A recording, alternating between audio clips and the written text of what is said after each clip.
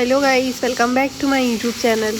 तो गाइस 3 दिन से मेरे ब्लॉग नहीं आ पाए हैं क्योंकि फिर मैं पढ़ाई नहीं कर पाई थी और मेरी तबीयत वापस से ख़राब हो गई थी। इस बार मुझे सर्दी हो गई थी और इतनी ज़्यादा हुई थी ना कि मेरा गला भी बंद हो गया था। आवाज़ रिकॉर्ड भी नहीं कर पा रही थी और ना ही पढ़ाई करने बैठ पा रही थी। बस दिन भर आराम चल रहा था फ़िलहाल तो 2 दिन से। और अभी पढ़ाई करने बैठी हूँ और पढ़ाई करने बैठी थी कि मेरा वापस से सिर दर्द करने लगा था, तो मैंने सोचा टेस्ट तो दूंगी नहीं आज और बस क्लास देखूंगी और पीडीएफ सॉल्व करूंगी। और जिस दिन मैं पढ़ाई करने बैठी थी मैंने पीडीएफ शेयर कर दी थी ग्रुप में, लेकिन वो पीडीएफ मैं सॉल्व नहीं कर पाई थी लास्ट डे जब मैंने ग्रुप में जो पीडीएफ शेयर की थी वो।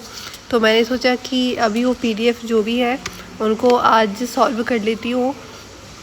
बाकी टेस्ट देने का तो कुछ मन था नहीं मेरा क्योंकि इतना ज़्यादा सर दर्द कर रहा था। सर्दी में तो सिर दर्द करता ही है और सर्दी के बाद भी करता रहता है, तो बिल्कुल भी मन नहीं लग रहा था कोई टेस्ट देने में या फिर कोई टाइमर लगा के पीडीएफ सॉल्व करने में, क्योंकि मैं सोच रही थी कि बिल्कुल शांति से पढ़ाई हो जाए जितनी भी देर हो जाए।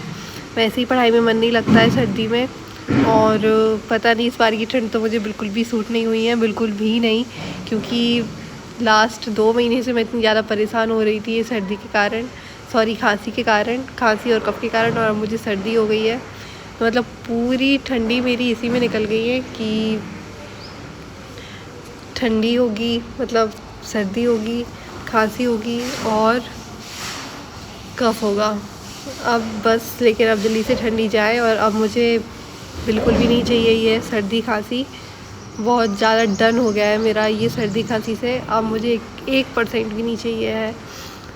और फिर जब मैं पीडीएफ सॉल्व करने बैठी तो वापस से मेरा सर इतना ज़्यादा दर्द कर रहा था ना, बिल्कुल ही पढ़ाई में मन नहीं लग रहा था। लेकिन फिर भी मैं पढ़ाई करने बैठी रही क्योंकि एग्ज़ाम आने वाला है। और मुझे याद है कि जब मेरा आरआरबी का एग्ज़ाम था तब भी ऐसा ही हुआ था, मेरी तबीयत ख़राब हो गई थी, मुझे खांसी कफ हो गया था बहुत ज़्यादा। और अब जब मेरा नाबार्ड का एग्ज़ाम है तब भी यही दिक्कत है, तब भी है ना मुझे सर्दी हो गई है। मतलब मैं ठंड से ही परेशान थी जब भी और अभी भी ठंड से ही परेशान हूँ। जब एग्ज़ाम आने वाला होता है तब हमें ज़्यादा से ज़्यादा मॉक लगाना चाहिए, सेक्शनल टेस्ट लगानी चाहिए। और मैं हूँ कि बिल्कुल भी अच्छे से तैयारी नहीं कर पा रही हूँ। पहले तो मैं सोच रही थी कम से कम ऐसा हो जाए कि जो मेरा एग्ज़ाम आने वाला है नाबार्ड का उसमें एटलीस्ट मेरा प्री निकल जाए, लेकिन अब मुझे ऐसा भी नहीं लगता है कि मेरा प्री निकल पाएगा, क्योंकि बहुत ज़्यादा मैंने गैप कर दिया है। ये शुरू के 15 दिन थे, मतलब अभी जो लास्ट के 15 दिन थे पढ़ने के लिए, इनमें तो कम से कम डेली मॉक लगाना चाहिए था, सेक्शनल टेस्ट लगाना चाहिए था। और इनमें भी मेरी सर्दी हो गई है, मतलब मुझे सर्दी हो गई है और वो भी इतनी ज़्यादा कि पढ़ाई नहीं कर पाई थी मैं 2 दिन। और अब पढ़ाई करने बैठी हूँ तो ये जो पीडीएफ है पुरानी जो मैंने ग्रुप में शेयर की थी वही सॉल्व कर रही हूँ। कोई टेस्ट नहीं लगा पा रही हूँ, कोई मॉक टेस्ट नहीं लगा पा रही हूँ, कुछ भी नहीं, बस यही चल रहा है, पीडीएफ सॉल्व करना, पीडीएफ सॉल्व करना, पीडीएफ सॉल्व करना। इसके अलावा कोई पढ़ाई नहीं हो रही है। सर्दी ने मुझे बहुत परेशान कर दिया है। अब पता नहीं एग्ज़ाम कैसे जाने वाला है। अब मुझे उम्मीद नहीं है कि मेरा प्री भी निकल पाएगा, बाकी ट्राई कर सकते हैं एग्ज़ाम, बस इतना हो जाए कि है ना मेरा जो एग्ज़ाम है वो 21 को है। जब तक मेरी तबीयत ठीक हो जाए, सर्दी पूरी ठीक हो जाए तो मैं एग्ज़ाम देने शांति से जा पाऊँ, मैं बिल्कुल ही परेशान ना हूँ। क्योंकि अगर ऐसी सर्दी बनी रही, ऐसे परेशान होती रही तो मेरी मम्मी मुझे एग्ज़ाम देने नहीं जाने देंगी भोपाल, जो कि अगर इसी सिटी में होता जहाँ मैं रहती हूँ तो फिर आसानी से मैं चली जाती, लेकिन एग्ज़ाम भी भोपाल में होता है। यहाँ से आई थिंक 100 या 150 किलोमीटर दूर है, तो शायद ही मम्मी जाने दें अगर मेरी तबीयत ठीक नहीं हुई जब तक तो।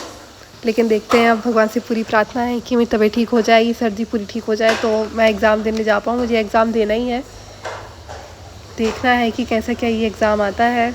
अभी तक तो मैंने नाबार्ड का एग्ज़ाम नहीं दिया है, बाकी किसी ने दिया हो तो कमेंट बॉक्स में बताना और मुझे बताना कि किस टाइप में आता है वो एग्ज़ाम, क्योंकि मैंने अभी तक आरआरबी, एसबीआई, आईबीपीएस यही एग्ज़ाम दिए हैं, इससे ज़्यादा कोई एग्ज़ाम नहीं दिया है। और अभी मैं सोच रही हूँ, अरे हाँ, एक मैंने LIC का भी दिया है, सॉरी वो भूल गई थी, LIC AO का मैंने एग्ज़ाम दिया हुआ है। तो मतलब मैंने 4 एग्ज़ाम दिए हैं अभी तक। और बाकी के अब देखते हैं, जो LIC असिस्टेंट्स और RBI असिस्टेंट्स इनका आने वाला है वैकेंसी, ऐसा मैंने सुना तो है। आता है तो बहुत अच्छी बात है, उनका फॉर्म तो मैं ज़रूर फिल करूँगी क्योंकि सारे बैंक एग्ज़ाम की तैयारी तो सेम ही होती है, सारी तैयारी चल ही रही है, तो कहीं के भी बैंक एग्ज़ाम का फॉर्म फिल कर दो, सेम रहता है। बस मैंने सुना है कि एसएससी थोड़ा सा अलग रहता है।